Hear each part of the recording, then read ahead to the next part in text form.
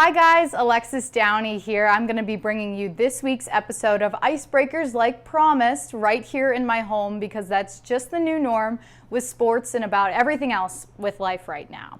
And like many of the other sports, the NHL hasn't necessarily halted just because they've stopped their on-ice play. So let's get to some news from around the league to start.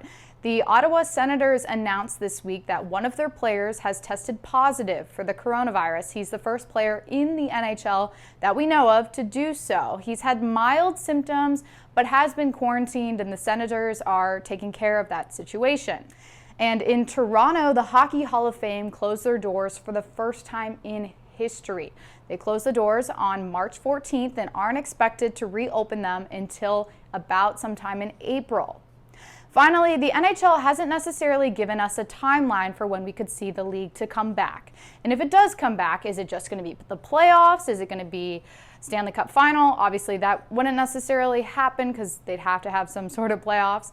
But anyway, so the college leagues, the junior leagues, many of the other leagues around the US, Canada, all over the world have canceled, postponed. Everything is just so up in the air right now. We could see a final in April. We could see a final in September. It's just so hard to tell, but I'll keep you guys posted. And moving on to some things happening in the communities around the league. Many of the teams, if not most of the teams in the league, have pledged to pay their part-time staff and arena staff. We've seen that happen with a lot of the NBA teams as well as different players.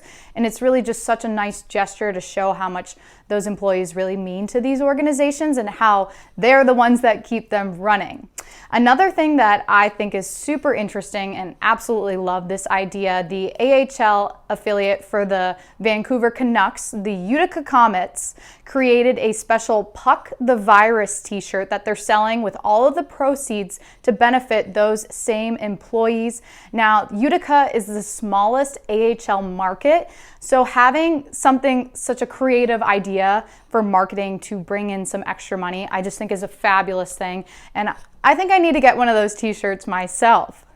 Social media is the heart of everything right now, and it should be because that's what everyone is doing. So if you follow the league or many of the players and the teams around the league, you've seen that they've been posting many videos. We've seen things from well wishes videos for everyone to stay safe, to players playing with their puppies, players doing things around the house, video gaming, and even some of the players having babies. TJ Oshie and Lauren Oshie had their baby boy Campbell this week, and the video of him coming home from the hospital was absolutely adorable. So if you follow sports, you know that Tom Brady has left the New England Patriots, signing with the Tampa Bay Buccaneers. But before that happened, the Anaheim Ducks tried to shoot their shot to try to get Brady to come and play some ice hockey for them. They photoshopped his head onto one of their player shots on the ice, and they tried, but I can't see Brady leaving football. Finally, one of my favorite social media accounts, the Carolina Hurricanes, posted an extra kindness thread where they gave compliments to all the teams around the league, even including the NHL Seattle team. But at the very bottom of that, you will find the Washington Capitals, their biggest rival of sorts because, well, it's the Capitals for them.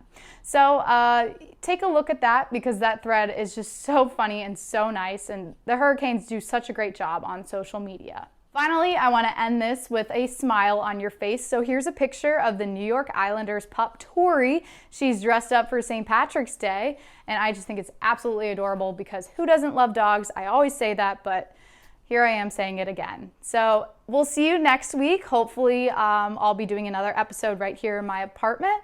And thanks for tuning in.